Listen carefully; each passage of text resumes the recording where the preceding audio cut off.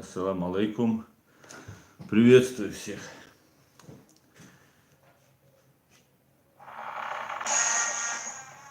Так, я появился, как я понял, на ваших экранах. Еще раз ассаламу алейкум, всех приветствую. Рад всех опять читать. Так, почитаем приветствия наши. Ассаламу алейкум, говорит Халид, ва алейкум салам. Добрый вечер, говорит Халид. Deutsch Life, ассаламу алейкум. Во, Халид, все Гамбурге, а он говорит. Он говорит, что он, Deutschland Live говорит, что он в Гамбурге. Ну, значит, сегодня надо выезжать Deutschland Live в Страсбург. Так, Михайло Лехан, добрый вечер, Михайло. Видео, салам, видео. Привет украинцам и грузинам, говорит Ломали. Да, присоединяюсь. Азери Турку, ассаламу алейкум, турки тоже подошли. Ва алейкум салам, турки, приветствую. Алекс Викинг говорит, мусульмане всех стран, объединяйтесь, единстве сила. Объединяться нужно всем людям, да, вне зависимости от конфессий и политических взглядов. Так, Чечня не Россия, ва алейкум салам, приветствую, Чечня не Россия. Закро Окро плюс, как найти, ассаламу алейкум салам. Аслан говорит, и Масой. Осман Зайдаев, Машуэль, Маршалхель, Осман. From the Mountain, добрый вечер. Аслан говорит, приветствую, Грузия. Так. Осман Зайдаев, дай мог шлил, хандех, дай рейс, хуйль. Пожелал мне здоровья, Осман. Адам Чеченский, ассаламу алейкум. Байсенгур Чеченский, ассаламу алейкум. Всем, ва алейкум салам, всех приветствую. Имя, фамилия АОЕ говорит. Терен Лебенчук, Витания, Львов, приветствую, Львов. Фарид Султанов, салам, Аслан, салам всем взаимно, Фарид. Рамазан Магомедов, ассаламу алейкум, было бы интересно и полезно чат-рулетка. Ва алейкум салам, Рамазан. Ой, да, это на самом деле, я сам этого очень сильно хочу, но у меня не получается со временем, тут кое-какие сейчас такие дела наметились, и, конечно, обязательно надо это возобновить, потому что общение напрямую с русским народом, с русским электоратом, да, это очень полезно и поучительно для окружающих. Так, обязательно, Рамазан, надо это все начать, и обязательно постараюсь начать. Так, 6 августа, Чири, ассаламу алейкум салам. Яша Гейдаров, Аслан, салам алейкум. Салам алейкум салам, Яша Гейдаров.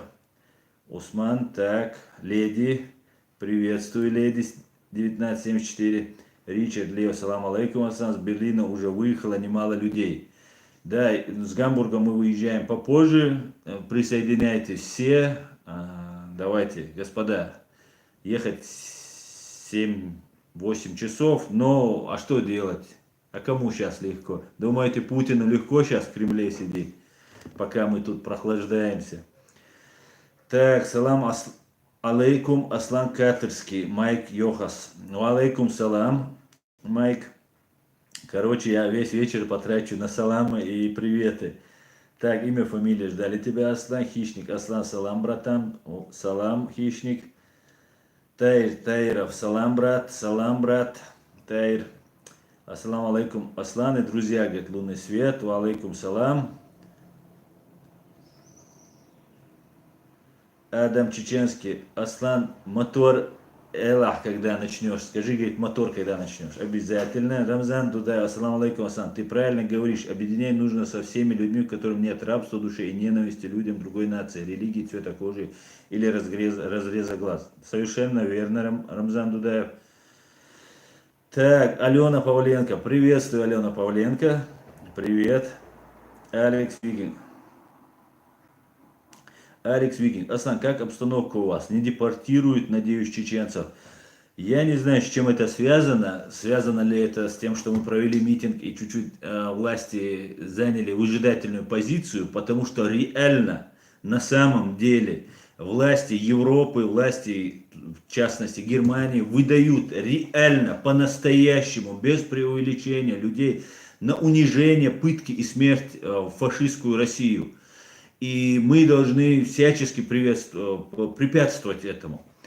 Получилось так, что, может, это совпадение, может, нет, но вот высылка вот массово людей, как бы, мне кажется, чуть-чуть приостановилась.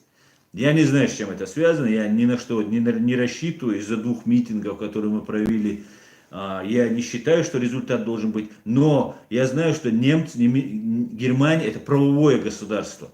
И до немцев вся проблема в том, что мы не доносили эту правду.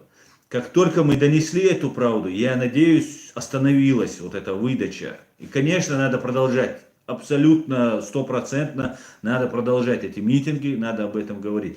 Да, выдают сейчас людей, ставят отказы, но мы должны доказать, что та информация, которая поступает сейчас от России, это ложная информация.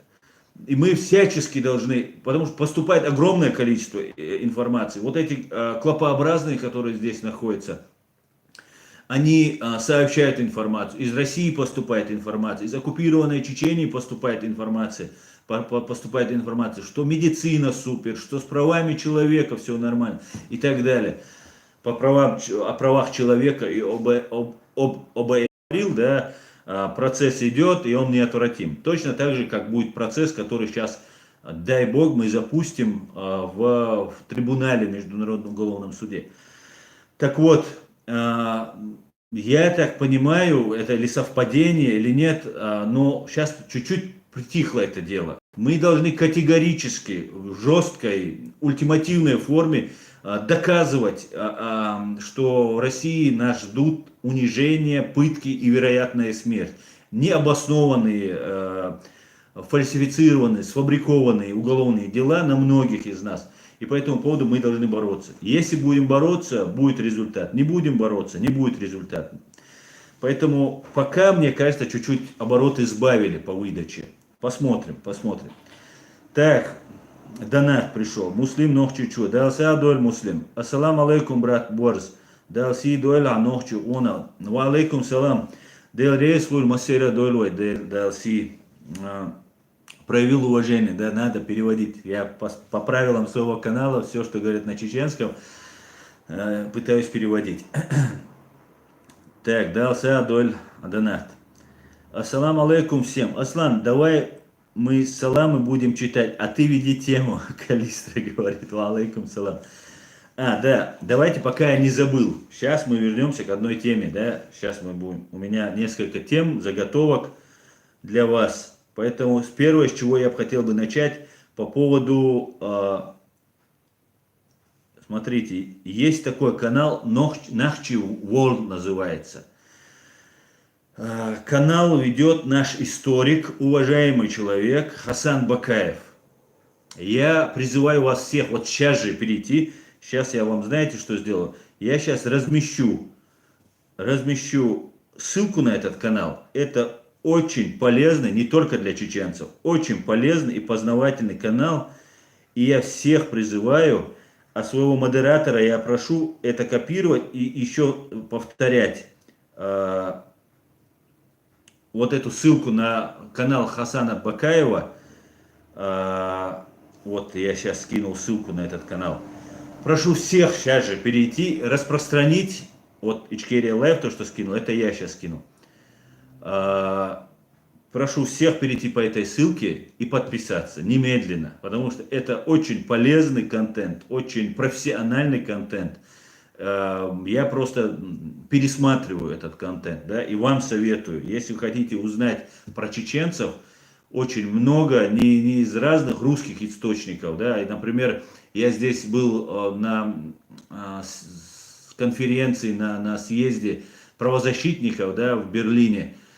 И немецкая правозащитница, ну или может быть она не правозащитница, вроде бы правозащитница, вроде мемориал возглавляет, она начала рассказывать про чеченскую историю и про чеченцев. У меня было такое впечатление, она говорила на немецком, мы слушали через наушники, синхронный перевод был.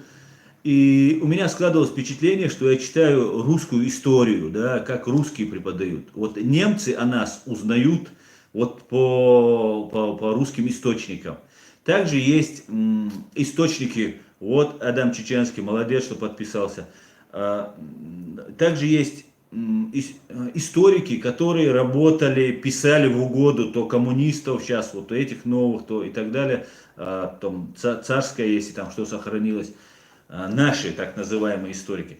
Вот Хасан Бакаев это абсолютно независимый, объективный и высококвалифицированный в этой области профессионал. Поэтому предлагаю всем подписаться. Сейчас я перейду к вашим вопросам и так далее. Муслим Муслимов подписался. Молодец, отлично. Про какие зачистки говорится, не успел к началу. Про зачистки все сейчас скажем, все будет.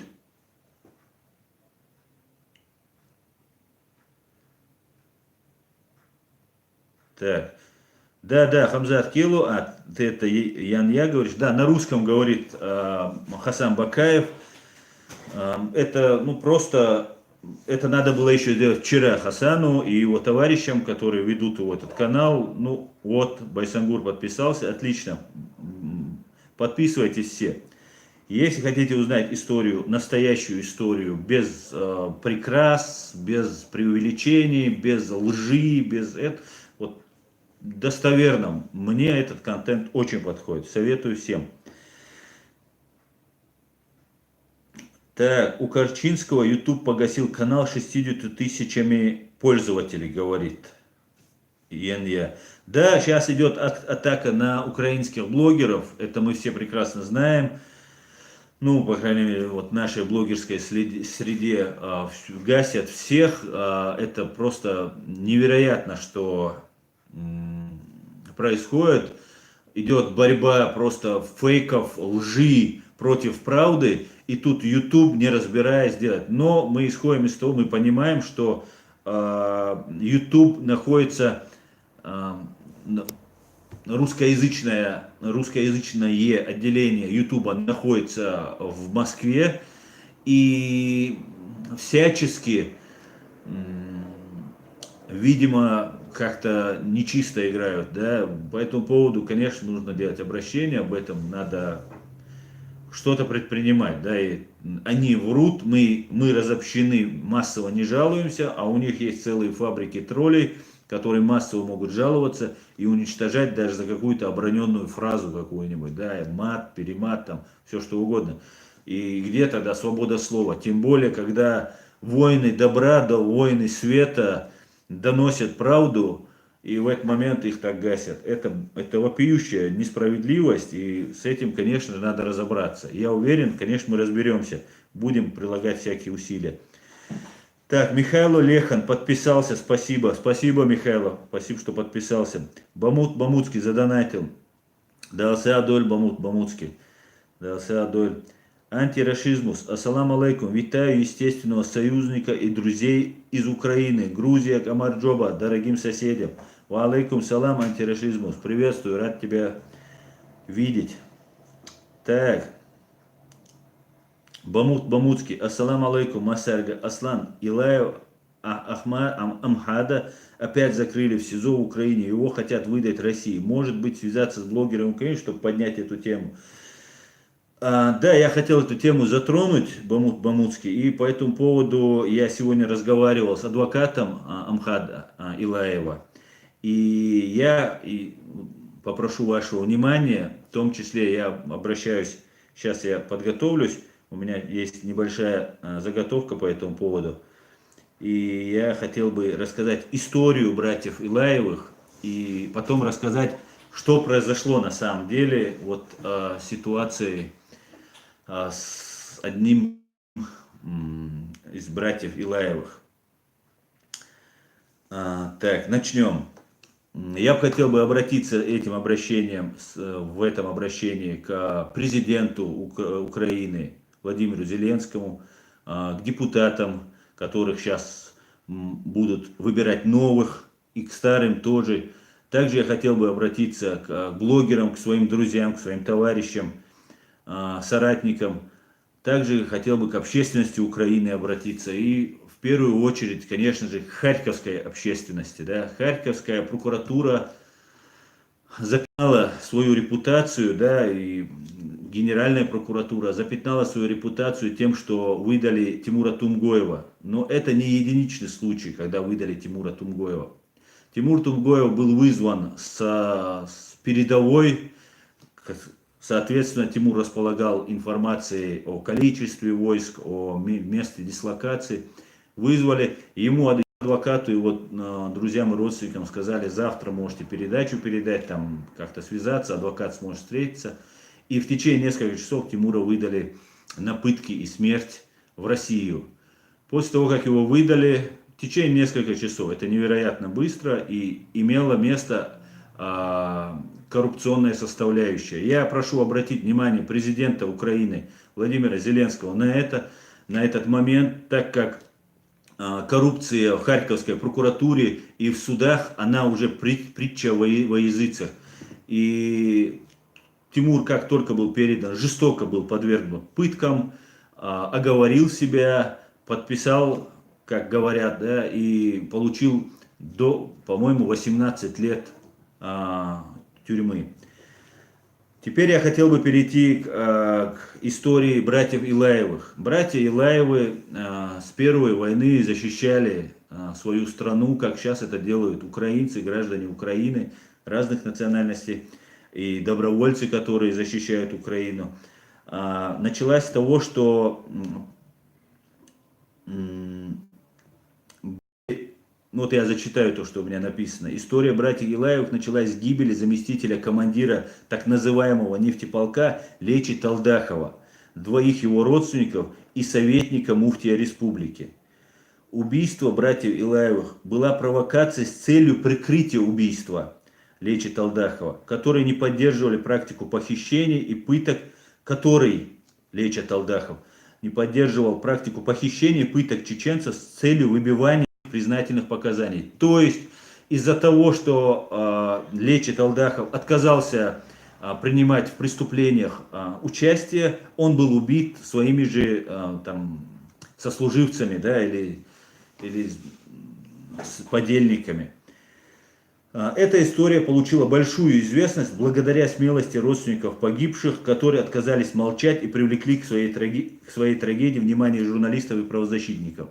На сегодняшний день один из выживших братьев Илаевых, Амхат Датхоевич Илаев, задержан, находится в Харькове, в Харьковском изоляторе и ожидает депортации в Россию на унижение, пытки и вероятную смерть.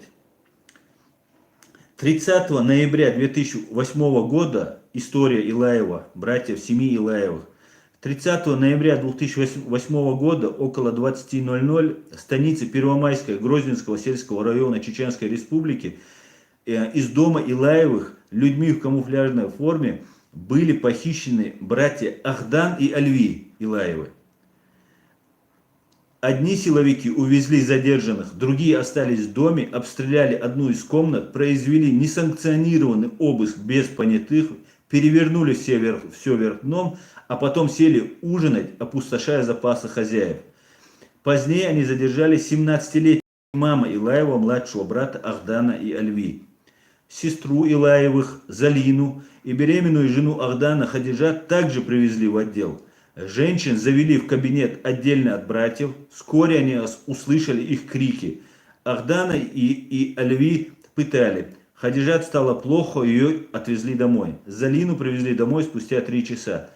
Имама Илаева его привезли домой через несколько часов после задержания. Он был совершенно измучен и рассказал, что его пытали током, добиваясь сведений о неизвестных ему так называемых боевиках. В это же время старшего из братьев Илаевых, Зураба, который проживал у тетки на Карпинском кургане, срочно вызвали на работу в 5-ю роту нефтеполка, где он служил с 2002 года. Здесь стоит отметить, что 2 брата Илаевых погибли в Первой русско-чеченской войне. И по заведенной практике, если у вас хоть кто-то погиб на войне, брат погиб, дядя, отец, муж, да, черными вдовами, они даже назвали тех женщин, которых они убивали, обозначив их, как говорится, расчеловечили их, да, обозвав черными вдовами, и убивали вдов погибших защитников своей страны. Так вот, для того, чтобы сохранить свою жизнь, многие чеченцы были вынуждены, да, их шантажировали, избивали, запугивали, предлагали единственный путь для сохранения своей жизни и своей семьи. Раз у тебя кто-то погиб на войне, кто-то воевал против русских, то ты должен был идти служить в оккупационную армию. И братья Илаевых, оставшиеся в живых, которые Зураб в том числе, устроился в эту службу и находился на этой службе. Так вот, его вызвали, и после этого он был убит. 1 декабря 2008 года после полудня к Илаевым пришел участковый и сказал, что братьев подозревают в причастности к диверсии 24 ноября в селении Садовое Грозненского сельского района, в результате которого погибли заместитель командира нефтеполка Лечит Алдахов, двое его сотрудников, родственников и советник муфтия республики. 2 декабря пресс-служба МВД распространила сообщение об уничтожении в результате спецоперации в Грозненском сельском районе 2 боевиков. По местному телевидению показали сюжет, в котором знакомые узнали братьев Илаевых. Они были в камуфляжной форме, хотя из дома их забирали в домашней одежде, и это видели соседи и родственники. В официальном сообщении говорилось, что боевики были убиты в Грозненском районе между селами Нагорное и Керлаюрт. Однако в тот же день, около 21 часов, люди, проезжающие мимо Карпинского кургана, стали свидетелями, это в другом месте, для ясности, стали свидетелями проведения спецоперации, в результате которой, по словам стоявших в оцеплении, были уничтожены 2 боевика. 3 декабря мать Илаевых вызвали в судмедэкспертизу Грозного. В морге она опознала трупы сыновей Альви и Ардана. Они погибли от огнестрельных ранений, но их тела были покрыты ссадинами и кровопотеками. 5 декабря родственники подали заявление в прокуратуру и милицию о похищении 3-го брата, Зураба Илаева, о котором, тот, который работал в нефтеполку, о котором они не имели никаких сведений с 1 декабря и начали самостоятельное расследование. Им сказали, что якобы Зураб был уволен из правоохранительных органов еще 17 ноября. Также это все по отработанной методике и тактике. Задним числом выписывается, что человек был уволен. Однако до дня задержания он ходил на службу, и табельное оружие оставалось при нем.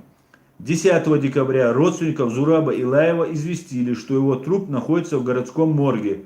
Туда тело привезли 8 декабря. Труп нашли мальчишки на свалке возле Карпинского кургана, в 200 метрах от базы батальона «Север». На теле Зураба были следы избиения и удушения. Операциями против так называемых завербованных молодых людей Ибрагимова Пайзулаева, Адама Салангириева, Ильяса Абдурахманова и братьев Илаевых руководил, как уже было отмечено, Хусейн Магомадов, бывший боец спецотряда ФСБ «Горец». В связи с этим хотел бы обратиться, напомнить, что Амхат Илаев попросил политическое убежище и попытался спасти свою жизнь на территории Украины. Украина, которая ведет уже 5 лет войну против агрессора, против оккупанта, к большому сожалению, к большому стыду, в том числе и моему, происходит выдача чеченцев. И вот сейчас готовится экстрадиция Амхада Илаева.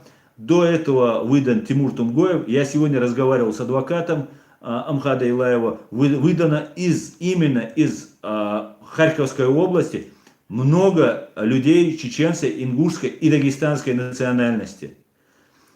Без сомнения, там присутствует коррупционная составляющая, потому что 23 июля Амхат который был сперва задержан, его выпустили. Мы по этому поводу, я в том числе, делал обращение, призывал общественность. был выпущен и находился под домашним арестом. Его вызвали 23 февраля и вновь арестовали его. И после суда 23 февраля сразу же была подана апелляция, и через 6 дней, если я не ошибаюсь, или через 7-8 дней, ну это вообще очень короткие, очень малые сроки, которые просто невозможны без коррупционной составляющей. Там, ну, даже адвокат не успеет подготовиться ни к чему. Это нарушение всех норм и правил. И у меня нет никаких сомнений, у родственников Илаева нет, у защитников Илаева нет сомнения, что присутствует коррупционная составляющая. Коррупция – это бич Украины, это бич всего цивилизованного общества. И я призываю всех найти, расследовать и выявить, не только сейчас не выдать, да, в лапы смерти Амхада Илаева, а наказать виновных, привлечь к ответственности виновных из Харьковской прокуратуры, и если замешан, то и Харьковского апелляционного суда, допустим, или там другой инстанции, которые есть. Очень распространено уже получила широкую огласку ситуация с тем, что Харьковская прокуратура ведет, ну, чуть ли не войну против своих защитников. И не только не украинцев, да, и украинцев тоже. Всем известно, печально известный Евгений Енин, который подписал, и еще много я называл фамилии, они у меня имеются, которые способствовали быстрой выдаче.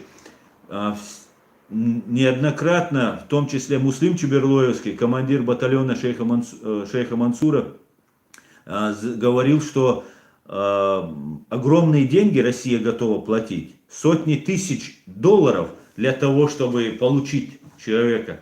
А сейчас в Украине, когда коррупция зажимается со всех сторон, это большие деньги.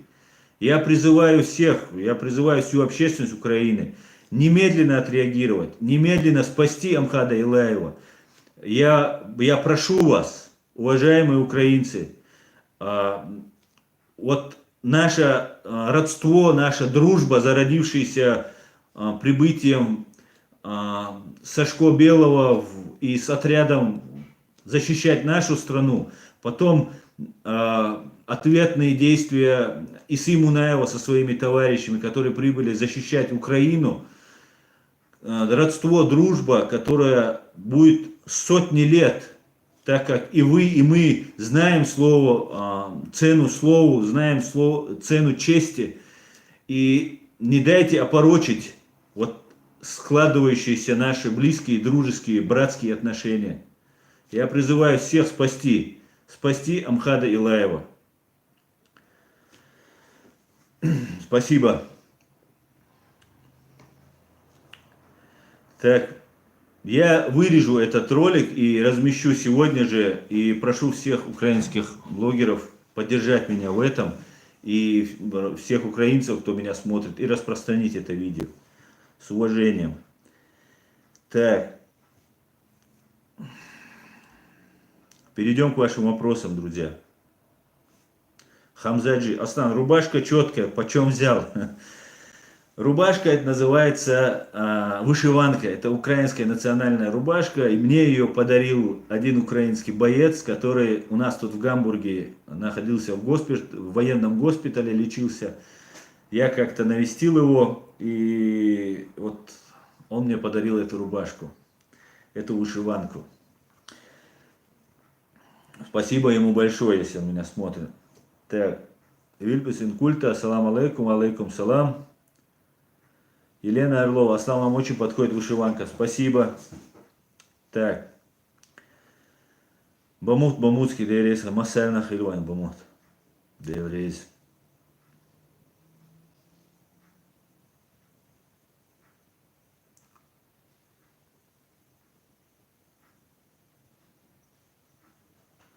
Так, грузин пишет, прочитать никто не могу, к сожалению. Чтобы в Украине знали про эту беду, надо украинских блогеров сказать. Так, Муслим, Аслан, про митинги в Москве, Вистхана, как думаешь, какой исход будет? Да, я сейчас скажу и про митинги тоже. Сейчас я, знаете, хотел бы затронуть еще одну тему, да, пока не началось, да, как в том анекдоте. Я хотел бы затронуть тему, связанную с тем, что вот новый министр обороны США Марк Эспер призвал взять под контроль ядерное вооружение Российской Федерации. Это очень важно и необходимо, так как во время развала фашистской России будет очень жизненно необходимо взять под контроль вот ядерное вооружение. Он также сказал, что Россия является стратегическим, то есть долгосрочным противником США и практически на всех континентах. То есть по всему миру Россию будут давить, путинскую, фашистскую Россию. С нормальной, цивилизованной, демократической Россией, конечно же, весь мир будет жить. И мы, чеченцы, и украинцы, мы тоже будем там, со свободной, независимой, цивилизованной, гуманной Россией, не фашистской, да, имперской Россией, мы будем жить в мире. Вот что сказал сегодня. Это тоже очень хорошая новость, так как новый глава Пентагона очень серьезно настроен. И это радует. Так, также хотелось бы напомнить, что продолжаются пожары в России. Более 3 миллионов гектаров до сих пор горят. Никто их не тушит. И не знаю, с чем это связано. Связано ли это умышленный поджог, да? Может, какие-нибудь партизаны русские, чтобы Китаю не достался этот лес, жгут его, да? Может быть, скрывают масштабы вырубки. Может, горит не 3 миллиона, как заявляют, а горит меньше. И скажут, ну вот сгорело, да? Вырубали, сейчас какая-нибудь московская проверка приезжает и решили вот поджечь.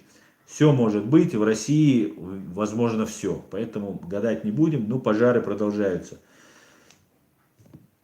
По поводу митингов, которые были, да, сейчас у меня был вопрос по поводу митингов, которые проходят.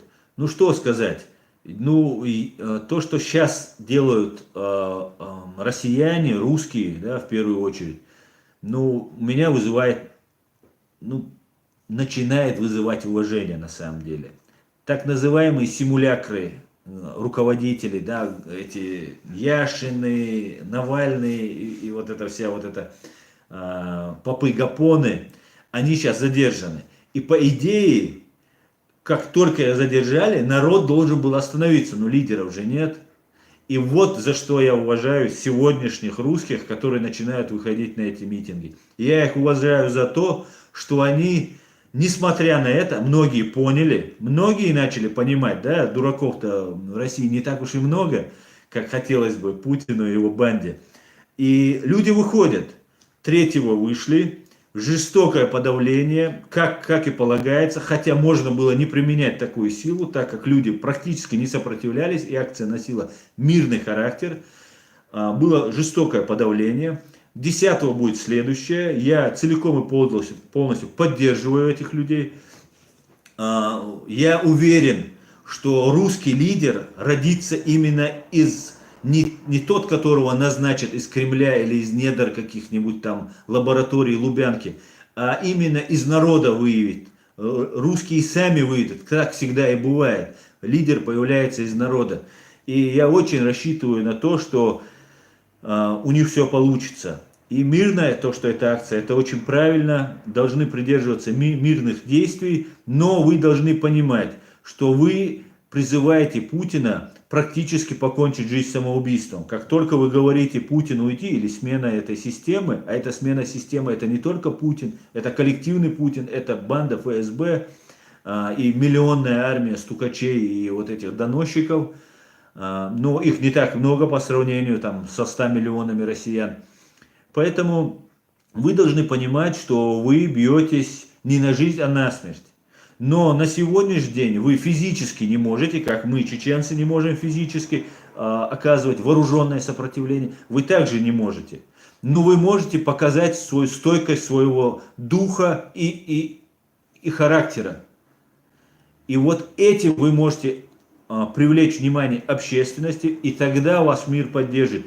И ваши лозунги должны быть открыты, и чтобы были ясны. Вы должны дать свободу, просите сейчас, многие из вас просят свободу себе сейчас.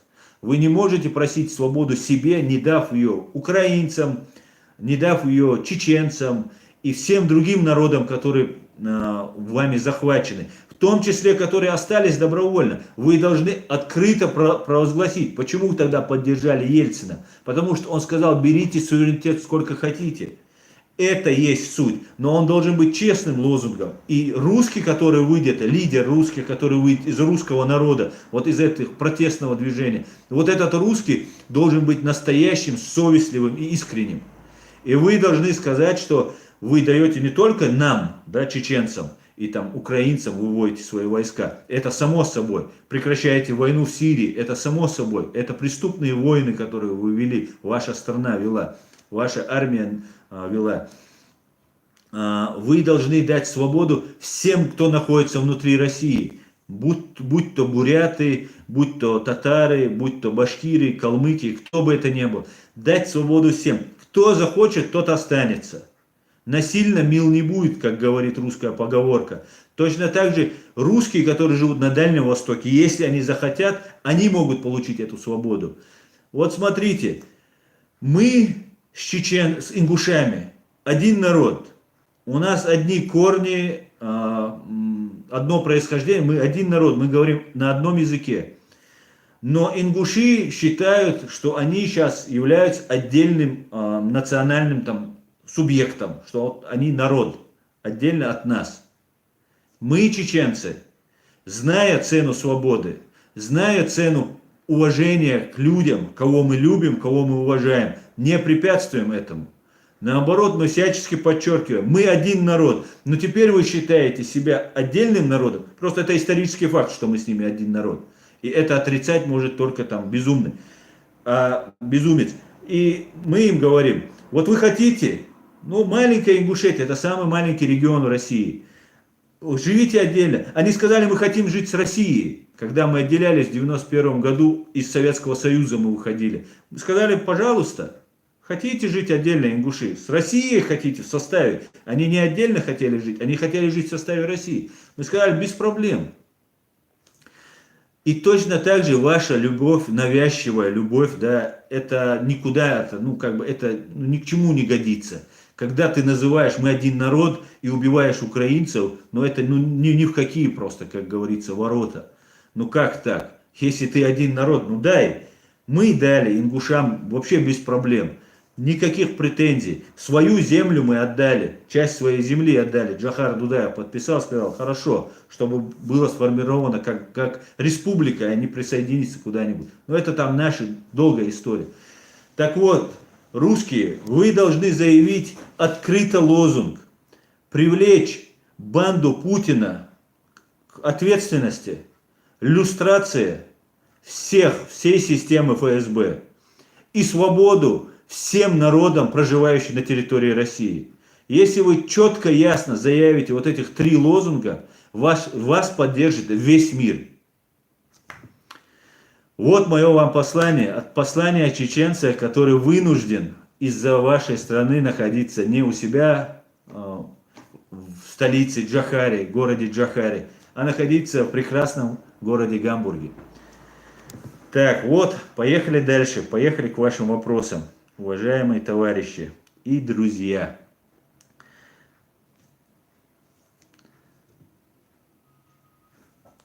Так, Павел И.К. На Кавказе только союз без границ, признаюсь. Собачьей жизни по будкам не признать. Между народ Кавказа не надо вообще ничего делить. Тимур П. Я грузин. И мне кажется, русским нравится диктатура. Или уже привыкли. А что вы скажете? Ну, я скажу, что не всем русским нравится. Вот что я скажу. Да, есть. Я об этом много раз говорил, много раз упрекал русских за это. Но при всем при этом я лично знаком с людьми, которые борются. Борются, и я уверен, вместе со всеми победим вот эту бандитскую гидру. которая засела в Кремле и на Лубянке. Так, Альтар Ибн Али. Привет, Аслан. Россияне очень большую ошибку совершили, напав на нас, на украинцев. Мы меры вместе не знаем. Нам нужно создавать свой Моссад и искать всех военных преступников, как делает Израиль. Привет, Альтаир Ибн Али. Привет. Да, я полностью согласен. Дудаев, как человек служивый, в советской армии, прекрасно знал украинцев, и вы все, наверное, знаете его слова, когда украинцы возвращаются за своим, они не знают меры и могут чуть-чуть не рассчитать силы. Да, конечно, и нет в этом сомнения. Конечно, мы будем находить всех преступников. Чем раньше мы к этому приступим, да, чем раньше мы начнем это делать, тем лучше. Сейчас ситуация, конечно же, пока не дает нам такой возможности, да, находить преступников, они вне досягаемости. Но мы будем надеяться, что ситуация изменится, и нет сомнения, что она изменится. Мы будем готовиться к предстоящим великим делам. Так, Ичкерия Лайф напоминает, начало марша и митинга 6 августа 2019 года. Митинг состоится с 11 до 12 часов у здания Совета Европы и Европейского парламента. Адрес: Авеню де Эль Европа, F67 075, Страсбург, Франция. Присоединяйтесь все. Ичкерия Лайф, пожалуйста, после того, как сделаем вот эту информацию о митинге, размести под этим видео. Так, Аслан Дерзкий, 222. И вы думаете, что русский народ пойдет навстречу? Ха-ха-ха. Духа у них не будет. Рожденный полз летать не сможет. Аслан, но ситуация меняется. Давайте будем поддерживать тех, кто готов что-то делать. Мы прекрасно знаем, что ситуация в России очень тяжелая, именно в русском обществе. Но мы должны всячески поддерживать и привлекать внимание, привлекать к этой проблеме внимание. А поругаться мы всегда успеем. Так, Альтар Ибн Али. И благодарю вас, сыны Ичкерии и остальные народы, которые нам помогают в борьбе с расистами. Низкий вам поклон. Спасибо и вам, Альтар.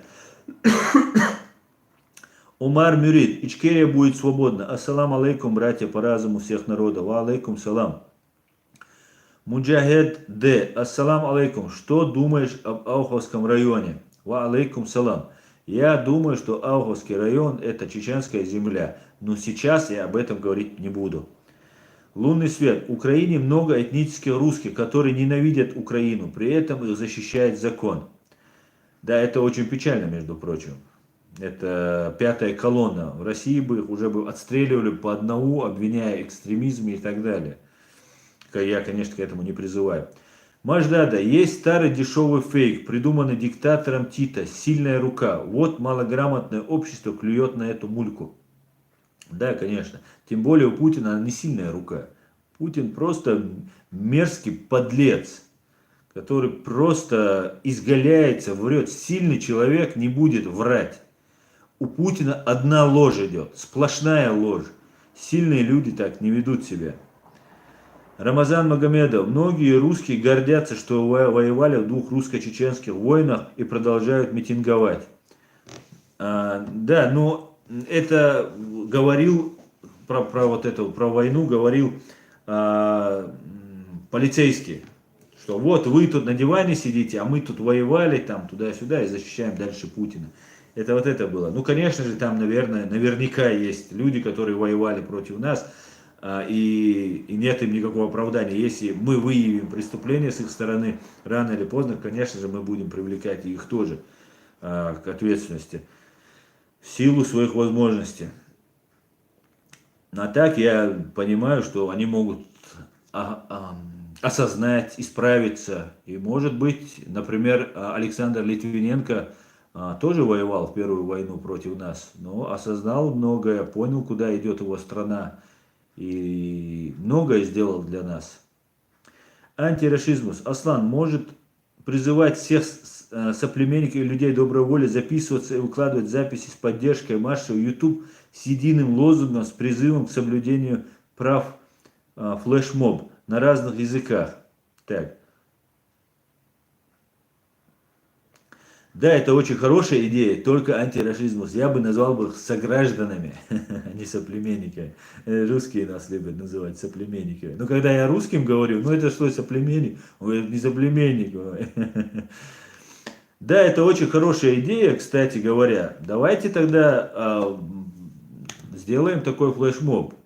Надо просто составить, можно будет сделать отдельный ролик по этому поводу или вырезать этот ролик, да. Например, сделаем так. Призываю всех людей доброй воли поддержать марш за верховенство права и справедливости, организованный Саидамином Ибрагимовым и Международной ассоциацией «Мир и права человека», а также правительством Чеченской Республики Ичкерия в экзиле, поддержать наш марш для привлечения уголовной ответственности военное и политическое руководство России за массовые убийства, геноцид, военные и другие тяжкие преступления против Чеченской Республики Ичкерия и других стран и народов. Призываю поддержать нас и заявить об этом открыто. Акция флешмоб называется «Поддерживаю марш за верховенство права и справедливости». Можно так. Тоже надо будет это вырезать и можно будет распространить. Или сделать отдельно, если не очень хорошо. Так. Так, я чуть-чуть перемотаю. Мансур Старый, Кавполит СМРУ. Многие говорят, что только нет от этих писем и митингов и маршев. Как ты думаешь об этом? Конечно, есть толк. Теперь, Мансур, раз ты затронул эту тему, давайте вернемся к тому, что происходит в Чечне. С чего и начинался заголовок моего ролика, моего вот этого стрима.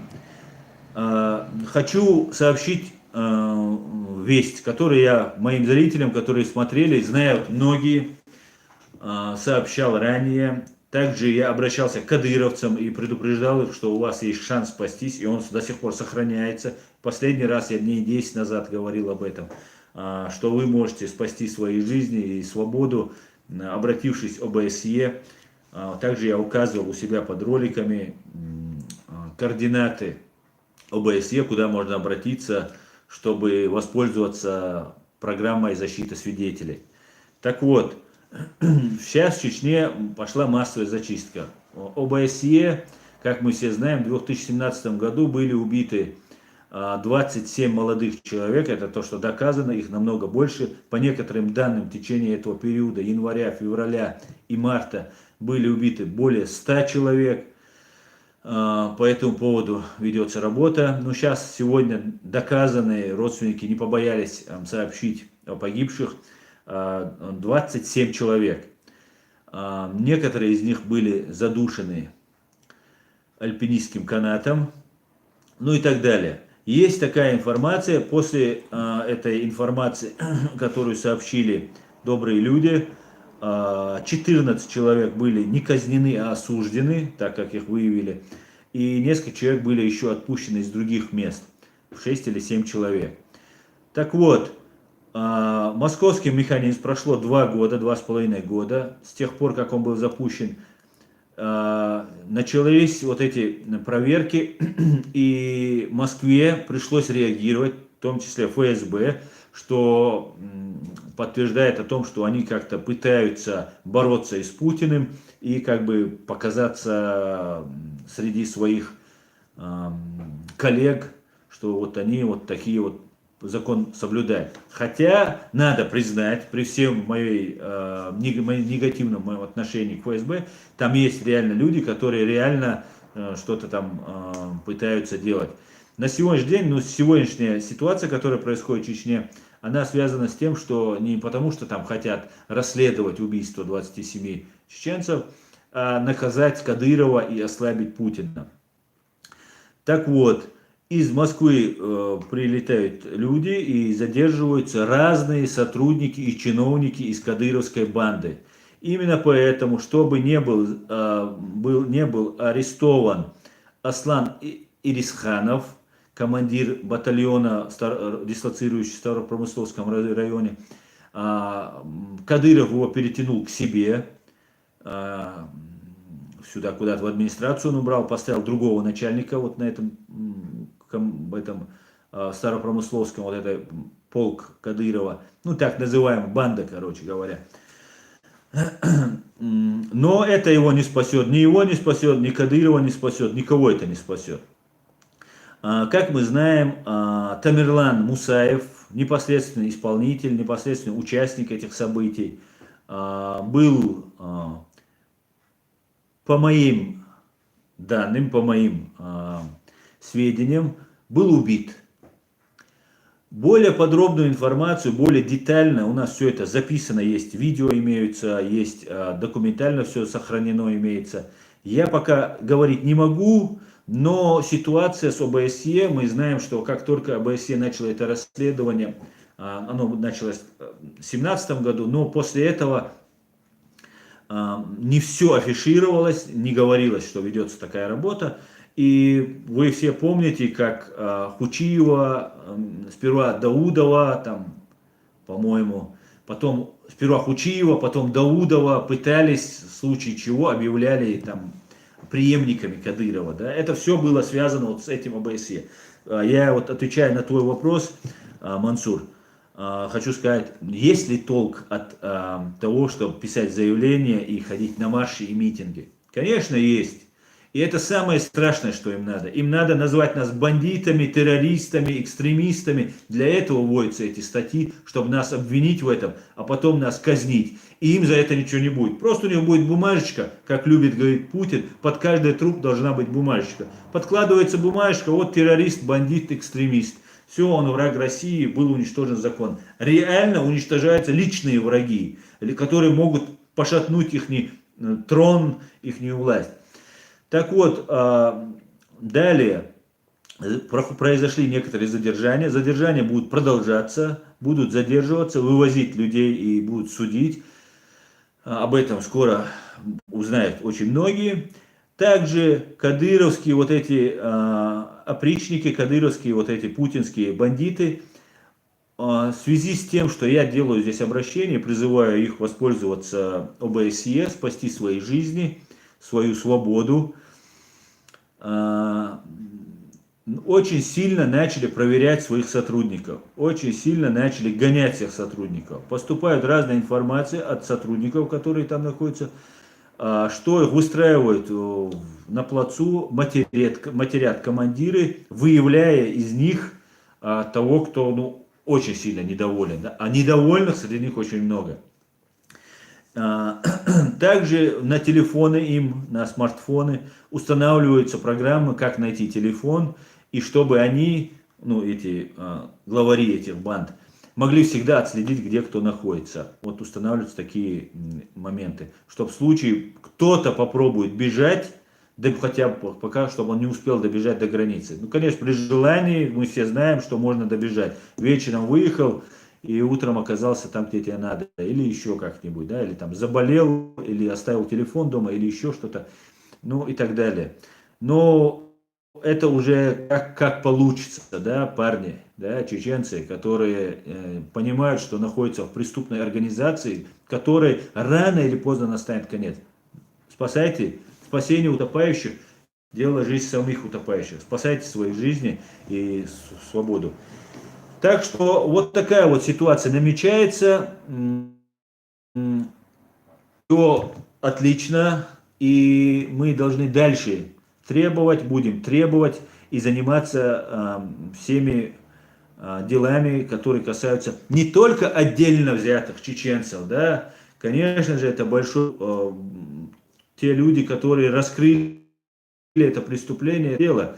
Даже после смерти 14 человек, по крайней мере, они не казнили. дали большие сроки, за их жизни мы тоже должны бороться, потому что эти люди незаконно осуждены. Их для того, чтобы скрыть эти преступления, их осудили. Но как отдельно у нас, да, у этих людей, у нас отдельно есть права, также есть право у нашего народа. И это право мы должны в обязательном порядке также отстаивать. Право нашего народа юридически абсолютно верно соблюденное для нашего государства или нашего суверенитета. Мы должны этого добиваться. Мы должны добиваться от тех сотнях тысяч убитых русской карательной машиной в нашей стране. Мы их тоже должны потребовать привлечения ответственности всех виновных в этом. Поэтому я думаю, все идет хорошо. И я думаю, что будет идти только лучше. Просто вся проблема в том, что это происходит медленно.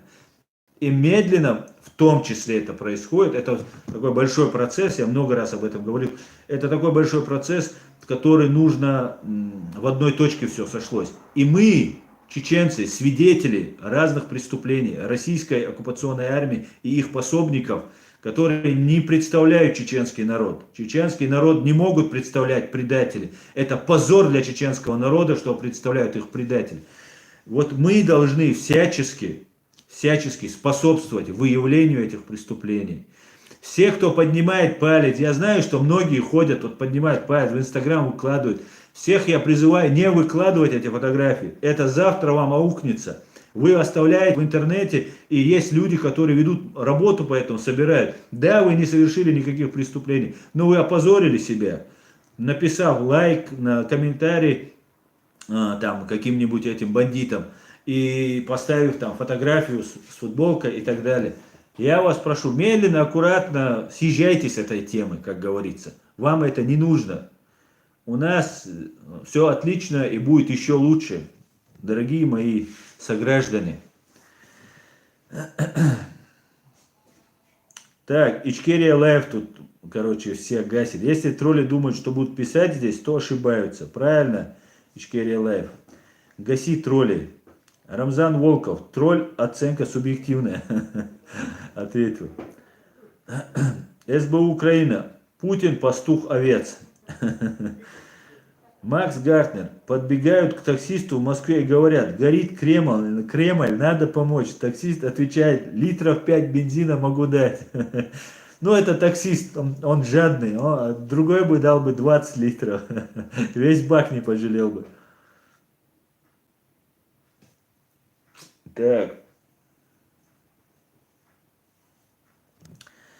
Так, Елена Орлова, молодец, говорит.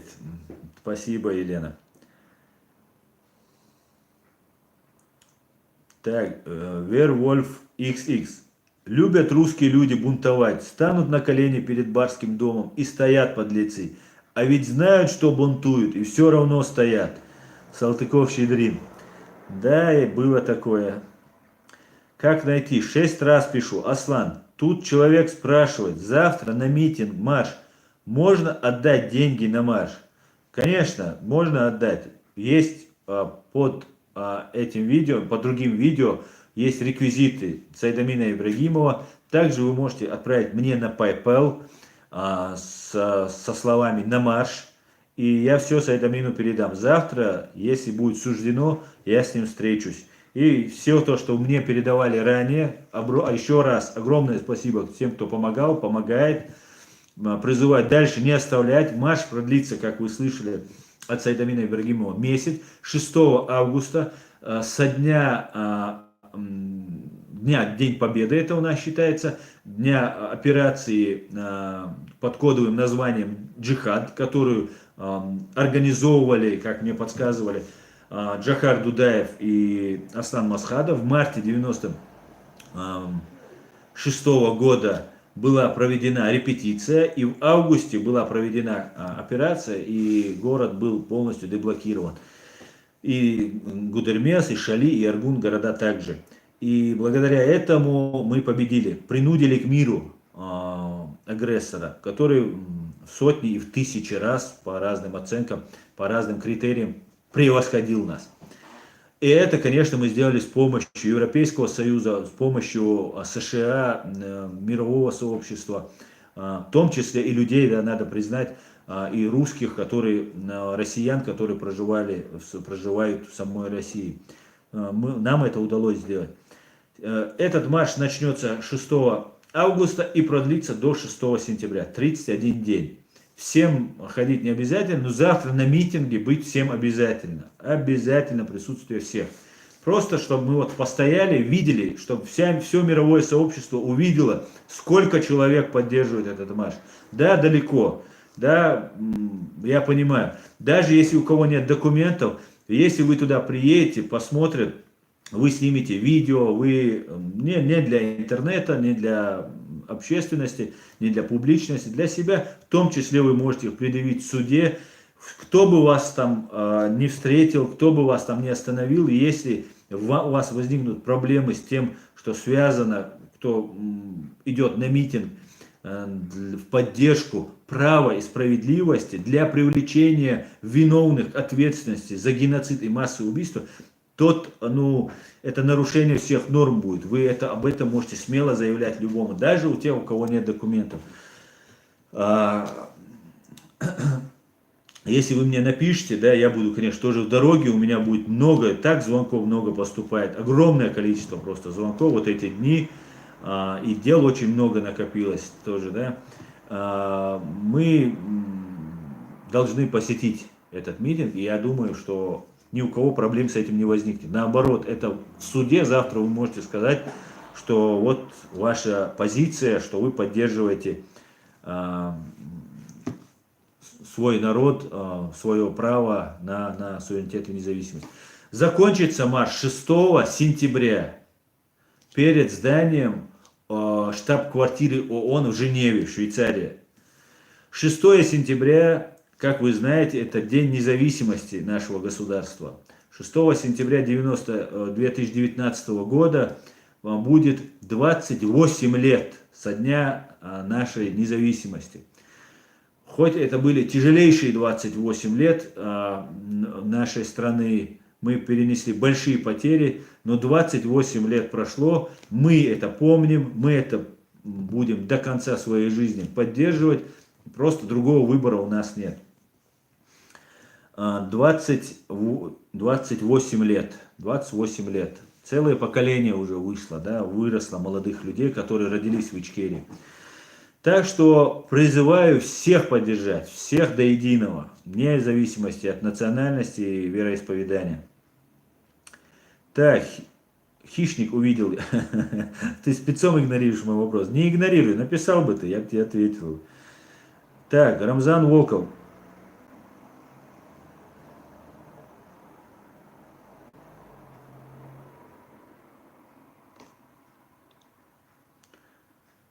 Так, Рамзан Волков. Кутаев на совещании каком-то говорил, что в случае развала Российской Федерации все кавказские народы держались друг за друга и не поддавались на провокации. Мощь задвинул он с расчетом на будущее. Я не знаю. Почему ты одел вышиванку? Потому что я чечено-бандеровец.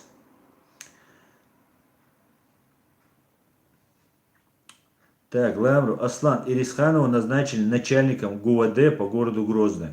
Да? Ну, будем знать, куда этого убийцу перевели. Ричард Лео видел, как несколько дней назад жестоко менты избивали русских девушек и стариков на митинге, прямо на глазах у всех граждан. Да, видел. И видел, как многие кричали «Позор, позор».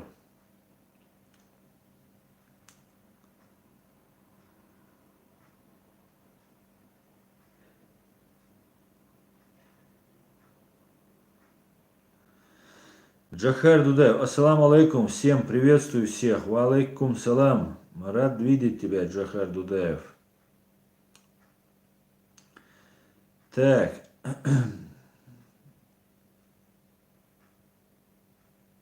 так, нас все сейчас собралось побольше, я прошу модератора Ичкерия Лайв, пожалуйста, помести опять ссылку на канал Хасана Бакаева, историка.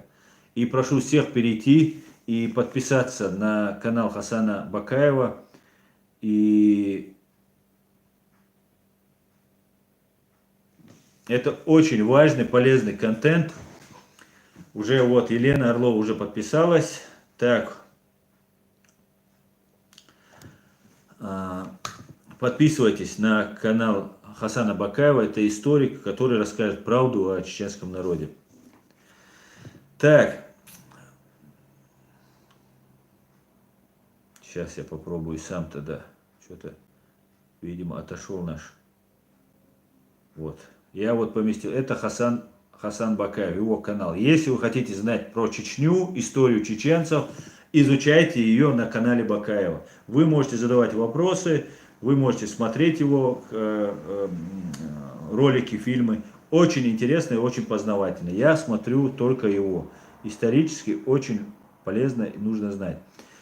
Так, лунный свет. Россия бросит все силы, чтобы разъединить нас, а самой властвовать. Будем мудрее и не поддадимся на провокации России. Согласен. Йонас Энгшторм. Аслан, продолжай то, что ты делаешь. Ни в коем случае не останавливайся. Веди агитационную деятельность среди молодежи.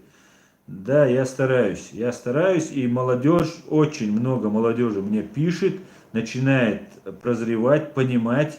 Есть вещи, которые сбивают их, да, там разные обвинения меня в том, что я там враг мусульман и так далее.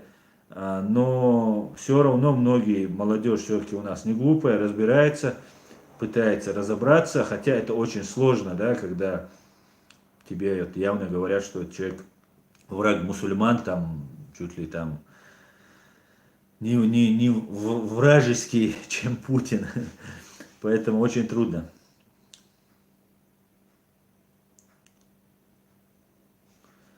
Так, Хищник, я подписался. Отлично, Хищник. Давай свой вопрос, Хищник. Ты мне его задал или нет? Горячий привет из Грузии. Всем привет, Аслан. Давид Попков. Приветствую, Давид. Спасибо. Передаю всей Грузии большой пламенный привет.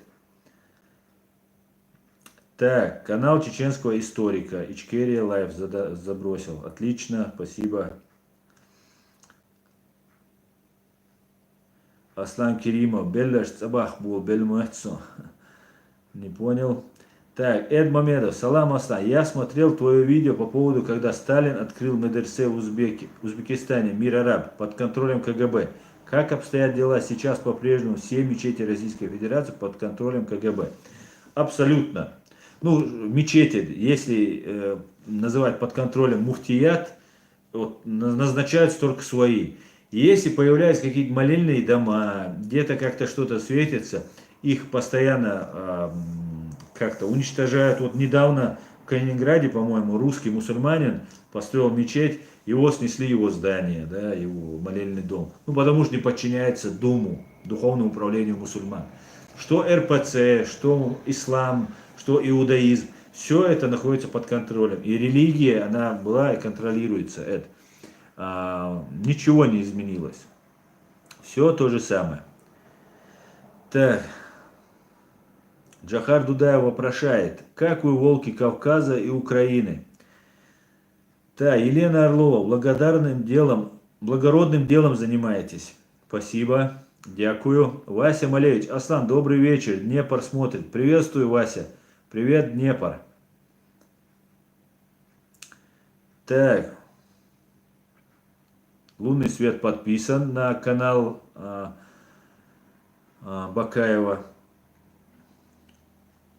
Рамзан Волков. Аслан, коктейль Молотова умеешь готовить? Было бы полезно ролик сделать по его изготовлению, дописав в конце, чтобы не повторяли. Да, конечно, я умею готовить коктейль Молотова. В начале Первой русско-чеченской войны мы с ребятней их наготовили очень много. Нам старшие давали команду, и мы их готовили. Я не знаю, куда кто их применил, но готовить я их научился.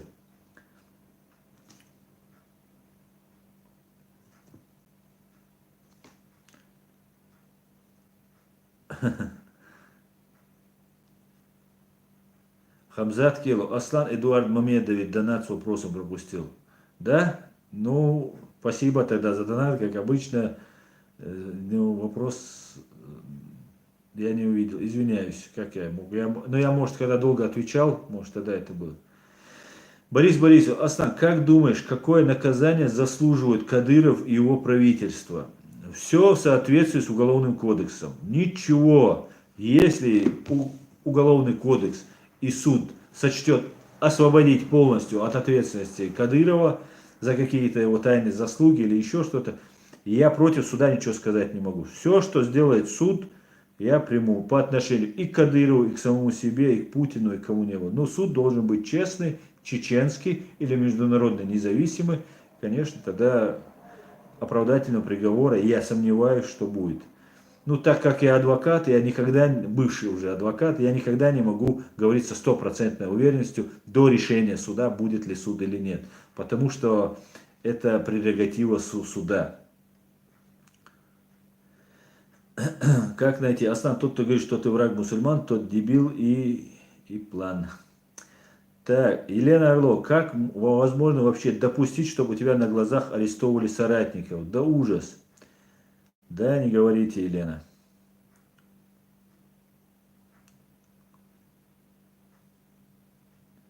Джахар Дуда, как найти тот, который подобное говорит, сам такой? Да. Маждада, муфтияте крутятся огромные бабки. Да, совершенно верно, Маждад. Там у них просто миллионы долларов крутятся. Миллион, десятки миллионов. Немо 77.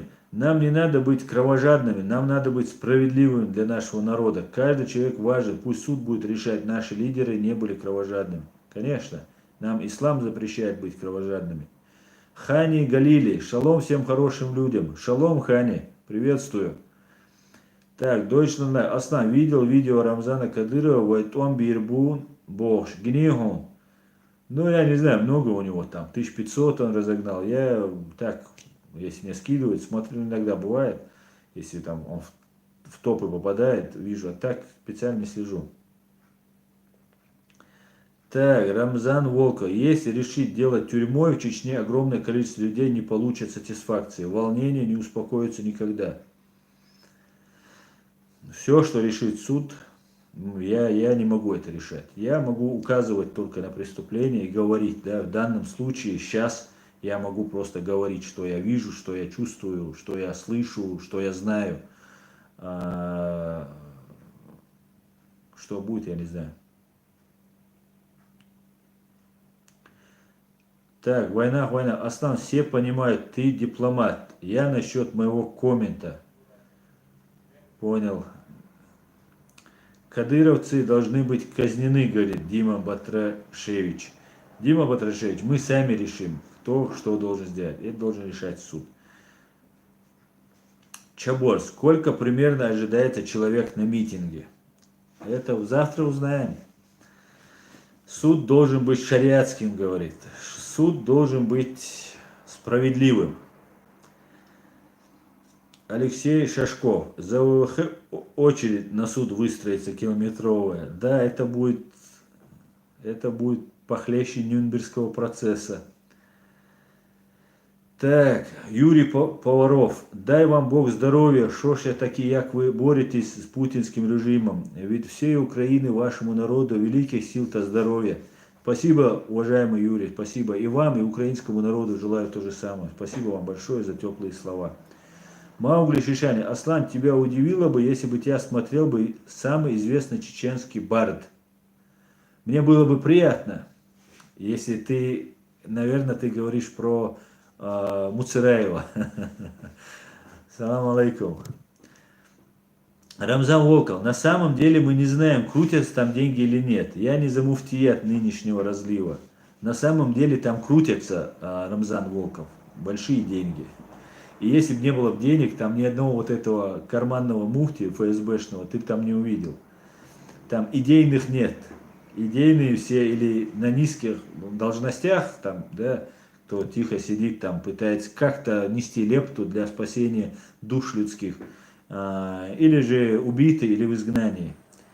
Или вот как мы помним, как проповедника, забыл его имя, которого привезли и очень сильно пытали.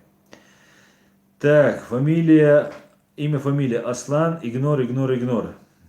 Не знаю, о чем ты, игнор опять пишет. Deutsch Live, нет, вайн ишт лил том бир бун олцу Аслан, ю, велох, озло из. Ю, видел, это...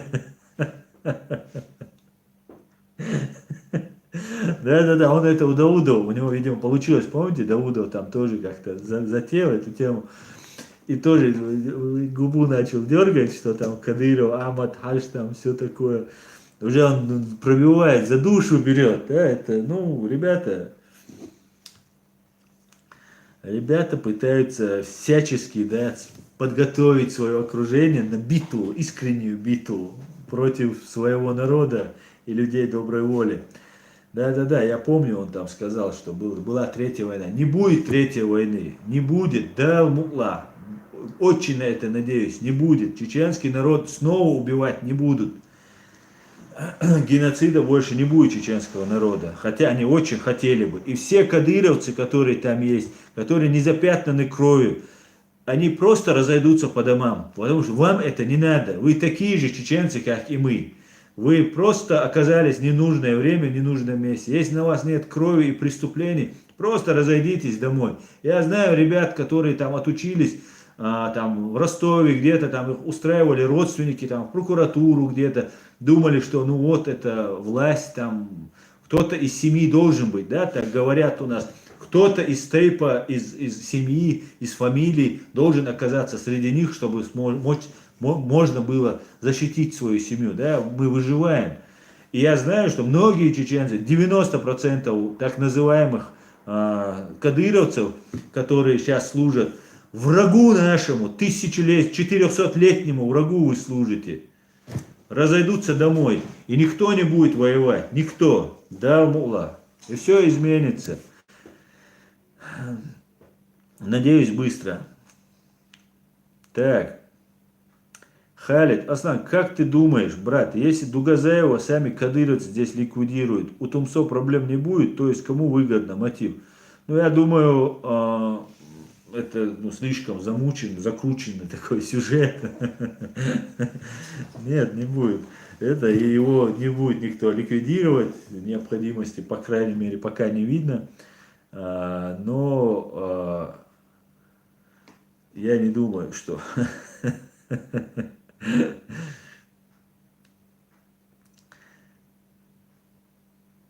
Топ Гир, ни один Путин виноват, там их банда в Кремле. И не только в Кремле, в соседнем здании, на Лубянке то же самое. Так, Джонас Энгшторм. Аслан, когда наш народ прозреет и перестанет вестись на религиозный шантаж и выйдет из средневековья? Я не знаю. Очень сложный этот вопрос. Надо просвещать. Надо вот нашим религиозным деятелям просвещать нашу чеченскую молодежь. Сразу не бросаться вот этими словами, тебе там, ты не мусульманин, тебе там, ты лицемер, ты там приводить какие-то, ходить надуманно, придумано. Это просто, я просто удивляюсь, как так можно. Просто надо, у нас неграмотных людей очень много, именно в религиозном плане, и не только в религиозном, надо просвещать. Мы жили 1000 лет, существует ислам, со всеми уживался. Юрий Поваров. Несправді на Росію керують вже дуже давно двойники Путина. Все цим, видимо, коли доступный интернет. Нет, может быть, похожий где-то как-то выводить там, для чего-то у них там существует, но я, может, там в КВН как-то сидел, может быть, это был не он, но я считаю, что Путин есть, и ничего, ну, самый главный, короче, нет таких двойников, тройников, четверников и так далее. Топ Гир, так, в параше, Кинг-Конг, Шуайб, да, Шуайб это был, которого пытали, и был язык белый, если вы помните. Это после голодовки, голодания, и когда тебя бьют током, у него все руки были побиты, Я это очень хорошо запечатлил, у меня есть по этому поводу тоже собранный материал кое-какой. И я убежден, да, что его пытали током.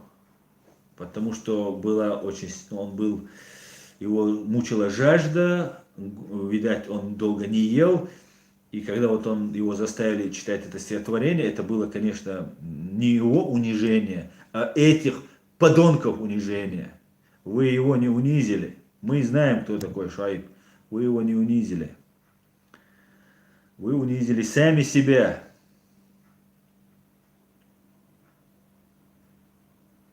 Deutschland Live. Шуайба пытали, и муфтия Мирзаева не пытали. Да, но Шаипа не надо ставить рядом с этим муфтием Мирзаевым, который по факту является их соучастником. Они бабки не поделили, как я слышал, и Мирзаев пострадал из-за этого. Шуайб пострадал из-за взглядов, что категорически нельзя. Хотя пытать и Мирзаева тоже нельзя было. Но Мирзаев, говорят, сам не очень-то помогал тем, кого пытают. Антирашизмус. Самый известный чеченский бард это я. Сегодня для друзей исполнил гимн Ичкерии, Недечик Пондари, Балалайки. Да, я видел. Да, отлично исполнил, кстати. Ичкерия Лайв. Делитесь видео и ставьте лайки. Так, господа, еще у нас 10 минут и можно закругляться. Ламару Ичкерия. Аслан, как думаешь, что может реально убрать путинскую террористическую организацию и свободу Чечни? Революция, Запад поможет, третья война в Чечне или обрушение цен на нефть $30? Я считаю, Ламру, что это должно быть все вместе. Но третьей войны нам надо как бы избежать. Если мы хотим воевать, мы должны дать нашему народу вздохнуть, нашим женщинам, детям. Воевать России начнется волнение. И тогда можно будет как-то принять участие. А так мы должны помогать нашим опытом. Наш опыт, который у нас имеется, его нет ни у кого. Мы за эти 28 лет его набрали в таком огромном количестве, что мы можем просто там обучать многих многому. Поэтому мы пока не будем воевать. Навоевались. Да, мула. А обрушение цен на нефть $30 и ниже. Очень рассчитываю на это, будем очень надеяться. На помощь Запада тоже очень рассчитываю, очень надеемся. И, конечно же, внутри России должны русские подняться. Так, Эд Мамедов, салам аслам. Я посмотрел твой... Так, это я уже отвечал. Неужели я тут перемотал? Так, это я уже отвечал тебе, Эд.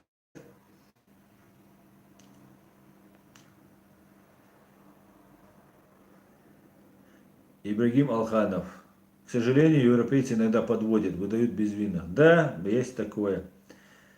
Да, не только европейцы, хотя украинцы тоже европейцы. Украина вот тоже сейчас хочет выдать и уже выдавала. Ну, конечно же, нам надо всем людям объединяться.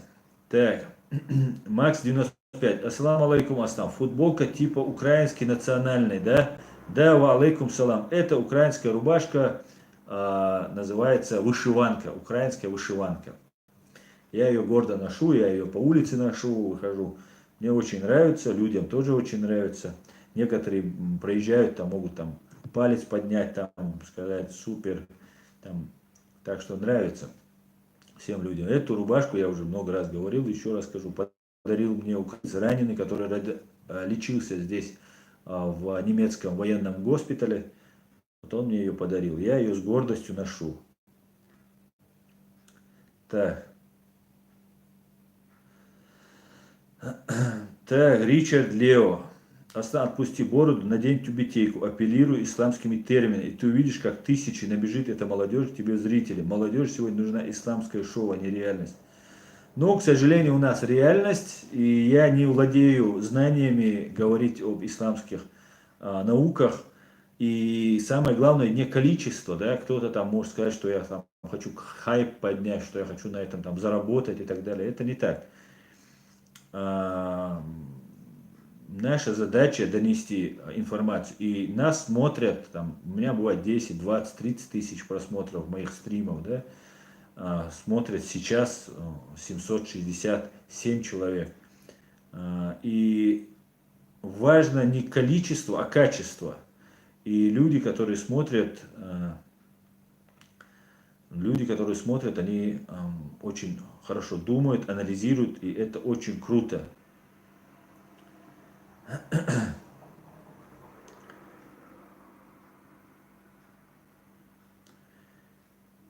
Так, одного здесь отправив в бан. Аслан Керимов, в Маше прямой эфир будет. Я планирую митинг освещать на этом, делать прямые включения, да, постоянно включать не получится. И как бы я планирую это, да, посмотрим. Но я планирую.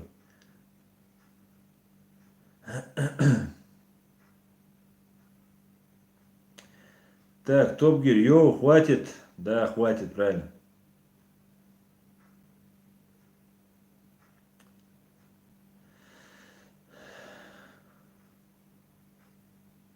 Так.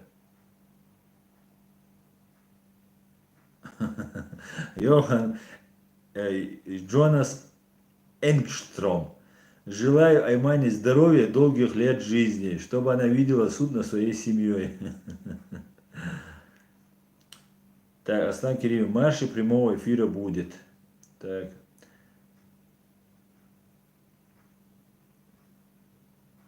Так, давайте дальше. Так.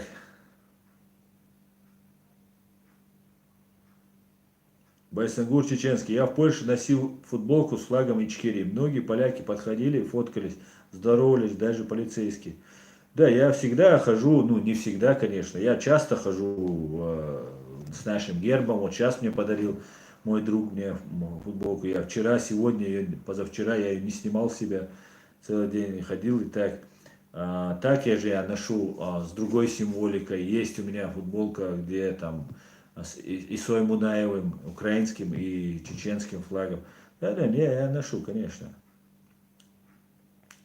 Так, господа, у нас 3 минутки. В принципе, все темы, которые я хотел затронуть, я с вами затронул. Давайте тогда вот еще одну тему скажу, да, чтобы быть уже полностью, что я тут не успел вам из подготовленного сказать, что вот в Красноярском крае произошло возгорание и взрыв артиллерийских боеприпасов. Есть погибшие, военные, гражданские, у которых снаряды взорвались прямо в руках, как сообщают очевидцы. Идет эвакуация, в радиусе 20 и более километров эвакуируют людей. Если горит оружие, горят снаряды и воинская часть, это хорошо. На этой прекрасной, доброй ноте, сейчас посмотрю ваши вопросы, если нет какого-нибудь интересного вопроса, то можно будет заканчивать.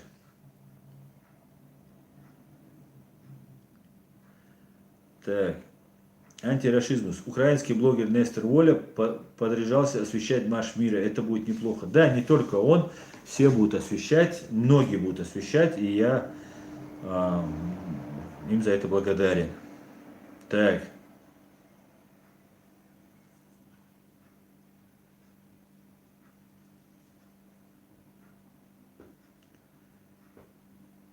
Эд Мамедов, Хасан Бакаев, выдающийся ученый-историк. Он мне на многие вещи открыл глаза. Да, подписывайтесь на канал Хасана Бакаева. Вот на него ссылка, уважаемые друзья. Вот ссылка на канал, который я скинул под видео этим. Обязательно я тоже размещу ссылку на канал Хасана Бакаева. Это также у меня это его канал в разделе интересные каналы у меня на канале. Вы тоже можете зайти и подписаться.